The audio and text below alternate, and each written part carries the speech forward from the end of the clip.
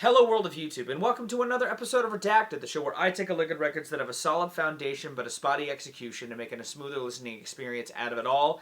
Today's episode is going to serve a couple of functions, partially the vibes. We're transitioning, into the springtime here in the US, so I figured I would do an album that I feel like soundtracks the springtime well with its vibrant, bright energy, but its genre gives it this twist that just fits the not quite sweltering heat of the springtime. It also is the anniversary of this album, on top of being a sequel video. Because like I did last year to celebrate the 30th anniversary of Swedish pop group's Ace of Base's debut, Happy Nation, by tackling it on here, I'm going to be doing the Swedish twee pop outfit, the Cardigans' debut, Emmerdale, which released in 1994, but was reimagined in 1995 when it released worldwide into an album, Life,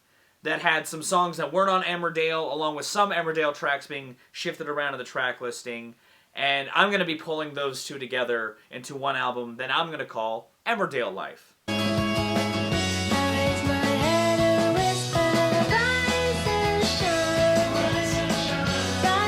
Now, while by and large, I feel like the Cardigans for a while were more known for just their song Love Fool. That was a huge smash in the 90s. It was my first Cardigans jam. I feel like, and I only say this because I've heard them in passing, like when hanging out with people, I feel like the Cardigans more so now do have their own fan base by and large outside of their one colossal hit. And I'm happy to see that because I really like the Cardigans and I think that this debut is fantastic. I think that Emmerdale in Life, it was just a lot of really good creative energy. They made some fucking catchy ass songs that had this really well produced backbeat. They utilize these different instrumentations poignantly while having this sort of unity as a band still throughout that I think is just so very good. While I made an alternate take review about this album a couple years ago, talking particularly about Nina's vocal style, I do love her vocals and I think that they fit these lush backdrops so perfectly. I think that they elevate the hook writing that the band does as well. They make the catchier moments infinitely more infectious because of how her voice sells these hooks. I also think that they help sort of let some of the darker moments sit at the forefront that I will admit I reserve in my Redacted, if only for a punctual reason that makes all of the optimism feel all the more dark by the end of the record. When pulling together this project, I honestly took parts of both and just kind of rearranged them in the track listing.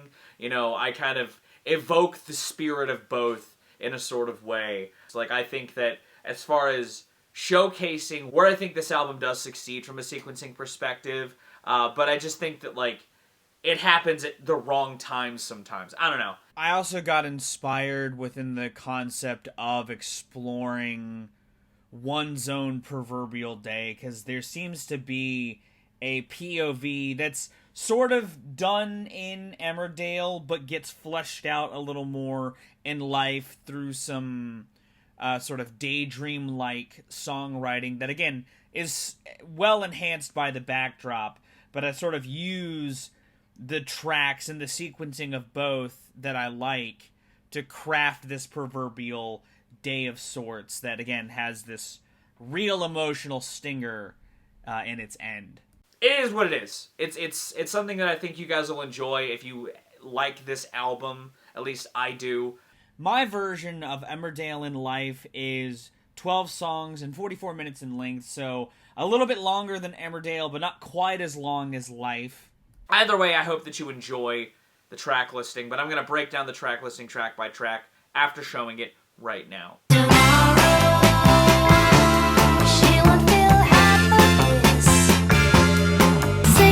Tired and sleepless, we know what else to shine for.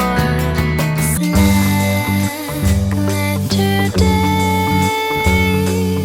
all the fun in the afternoon.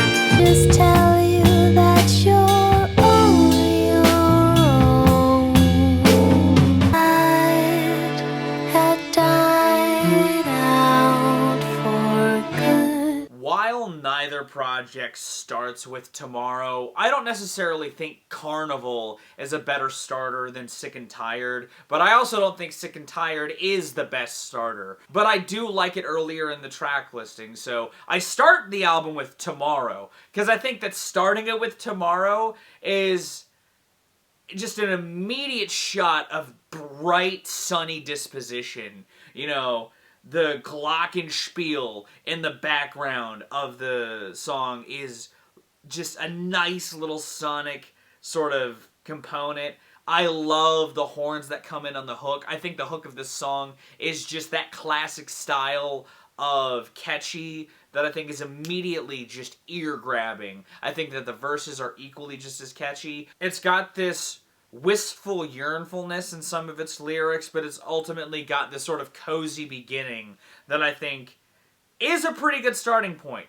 Better than the other two, in my opinion. But I go from there into a pocket of Emmerdale with Sick and Tired, Black Letter Day, and In the Afternoon. Just a 3-hit flurry of just bops. Sick and Tired is a jam. I think that it is a fun, dancey-ass bop with another catchy hook that I think sort of increases the energy from Tomorrow that feels like that song is sort of ramping up to and acts as a decent payoff. It sort of feels like the beginning of the pain from Yesterday that was talked about being shed in Tomorrow, with the sort of casual discarding of a relationship that had just ended in a sort of catty way. I love the track. I think that it is, again, just incredible. I think leading from that into Black Letter Day is beautiful. Black Letter Day is just one of my favorite Cardigans songs. I think that it has this incredibly playful lead line. I think that that organ just sounds so good. That drum groove is just really light. I think that, again, Nina's just wistful vocals that are, again, just infectious work so well. I think I think that the hook of the song is easily my favorite hook of theirs, and I think that's what makes it my favorite Cardigans song, because the hook is just this really well-constructed melody, in my opinion.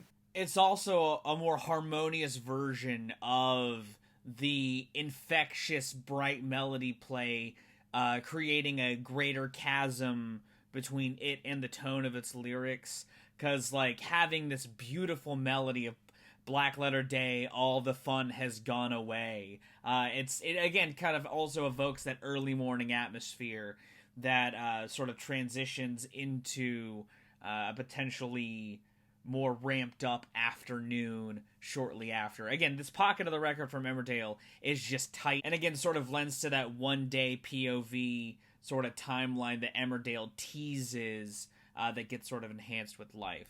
It leads well into In the Afternoon in the original album sequencing, like they do that sort of like in the track with the beginning of the next thing, which I think is fun, and I love when it's done well. Sometimes I don't think it is, but I think that Black Letter Day into In the Afternoon is absolutely an example of that. And I think that the groove of that song, switching it up, even if it has that clean of a transition, is just sick as hell, honestly. Again, I love the beautiful instrumentation and the leads and the melodies. I think that, again, this song soars with its chorus. Again, if we're talking like just lush, beautiful, hook-driven songs, In the Afternoon is absolutely one, and it is a beautiful embodiment of why I think this is a spring-ass spring album. Also, if we're talking lyrically, the sort of wistfulness and transition into throwing on records to escape the drama and daydream a little bit sort of lends lyrically into the next couple of tracks that I include from Life in the track listing to sort of enhance the afternoon that Emmerdale was sort of trying to carve out. I also think that the wind down in that song sort of helps lead into the fade in into Carnival, which opens Life, and I think that, again, it's a fine enough opener. It's got another really strong hook that sort of more leans into the wistful feelings that may feel like they're being shed in Tomorrow, which crops up later in Life's track listing. But I think that they also act as a good sort of pivot into something else. You know, when casting away a relationship so strongly, clearly there might be somebody else in your mind. And this sort of pivots into that in the sort of vision of the day as some of this album sort of paints within its lyrics. And I think that the use of organ to lend to the Carnival with, again, just the bouncy percussion carries the mood and shifts it so well from In the Afternoon. I think that it's a really good song, but again, I just don't think it's a strong opener. I sort of do with it what Life does with Sick and Tired in this version. Because Sick and Tired was the opener in Emmerdale, and it shifted to, like, middle of the album cut in Life, which is, like, fine, but I think it works better earlier in the record. Carnival ends and leans into Gordon's Garden Party in Life, and I do the same on this, because I think that it does follow up Carnival very strongly.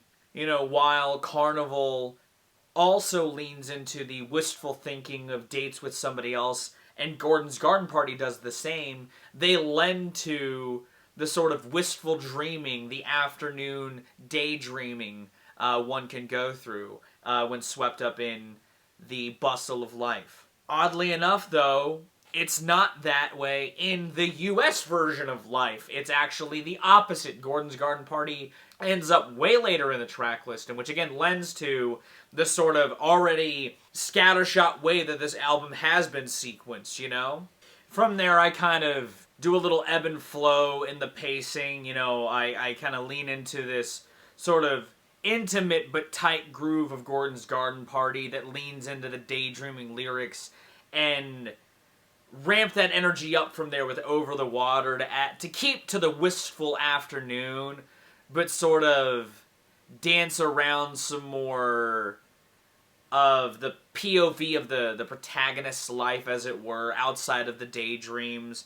And I carry that theme throughout the next couple of tracks, but that the energy kind of goes back and forth in that, because it sort of starts high and Over the Water, which is just a nice, energetic cut from the group that I wanted to keep. And it does feel more like an album cut-ass song, but I think that those songs are also very important when sequencing an album. Having a step away from the wistfulness with Over the Water also kind of grounds the tone a little more in the reality in a way that I think lends to teasing some of the more depressing ideas that are sort of danced around in some of the lyrics on here. There's imagery and just a tone that I think fits the afternoon in the springtime, but I also think is a well-written jam on top of that. From there, I go into the more slower, sway-filled, and intimate lyrically Celia Inside, and I kept the full version, you know, while on the original, and I got it twisted in the intro. It had the shorter version. They added the extended version on Life. I appreciate that, and I feel like out of the two, I prefer the longer version, honestly. It's a song that reuses the imagery of water in the lyrics as well, and I feel like peels back another layer to the narrator, which one could see as Celia. I also think that Celia Inside could be a great alternate title for this album. It's a really nice song, but it also has this sort of darkness buried beneath the monotony that I sort of think the group leans into in pockets really strongly, and I like when they do it, especially when they do it this well, like on Celia Inside. I think that there's this sort of haunting darkness beneath some of that wistfulness that I just love so much. Which, while it's beautiful and it does bask in the sort of internal sadness as well, I wanted to sort of ramp back up into some shot of positivity with the isolation craving banger Rise and Shine. I love the euphoria that song reaches. I think that that little music effect in the background does so much for that song, but I think that it is a banger from the group. I think that the hook is incredible. The sort of both vocals sound great on it. I love that jam. I think that it rips. It acts as sort of a red herring emotional pivot, because sonically it's getting even brighter, But lyrically, it's still pretty sad and craving this isolated feeling. It's sort of a throttle through the end of the afternoon into the proverbial evening of this day. As that song sort of flies into the horizons, I wanted to sort of welcome in something else, a little more lower key or at least slower, and I did so with Seems Hard, which I closed the record out in a sort of reworking of Emmerdale's end, because I end it with the last 3 songs from Emmerdale, but it's oh so slightly different, because instead of Seems Hard coming after Sabbath, Bloody Sabbath, I flip it. I think that it sort of flips the sound on its head really strongly after the bright and shimmery Rise and Shine. It's also this slower paced jam. Flips the optimism into the struggles one faces once again. That I think creates that subversion of inner conflict beautifully. And I think that it acts as a good sort of hard pivot from Rise and Shine. And it also is just a beautiful song. I love the use of horns and brass. It just sounds great. And I think that it creates this cool groove. I love the melody in the chorus. I think that it's got just a nice, charming ass arrangement that I think the group did some cool shit with, and created another really strong album cut ass jam with it. It does feel like a late in the album cut too. That's why I think that it's a good penultimate song, or at least like near the penultimate song,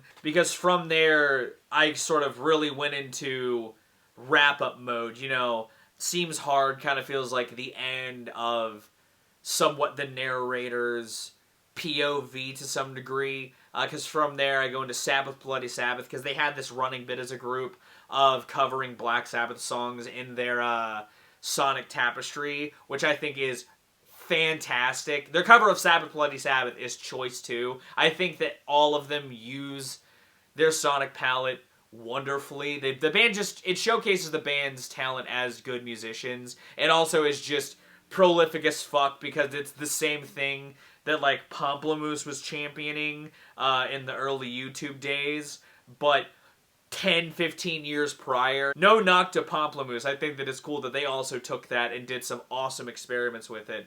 But I think that the Cardigans always killed it with the Sabbath covers. The organ line and how it works with the guitar line is great. Nina sounds great. I love this cover. It's not my favorite Black Sabbath cover of theirs, but it is the one from these sessions, so I kept it. But I chose to close the album with the swift rug pull that is the close to Emmerdale, which is Last Song. It is a really fully dark moment that seemingly starts with the death of the protagonist.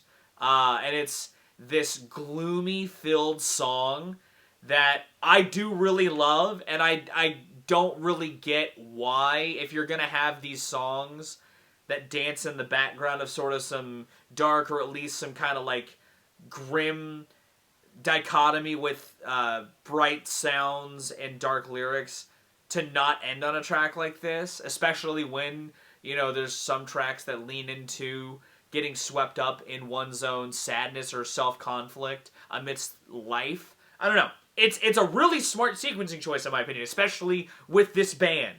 I think that it's awesome. It hits hard hitting after Seems Hard on the original, but I think that Seems Hard providing a good immediate dichotomy to Rise and Shine and acting as sort of like potentially one last conversation before Sabbath, Bloody Sabbath, and Last Song sort of acts as the byproduct of the moments between.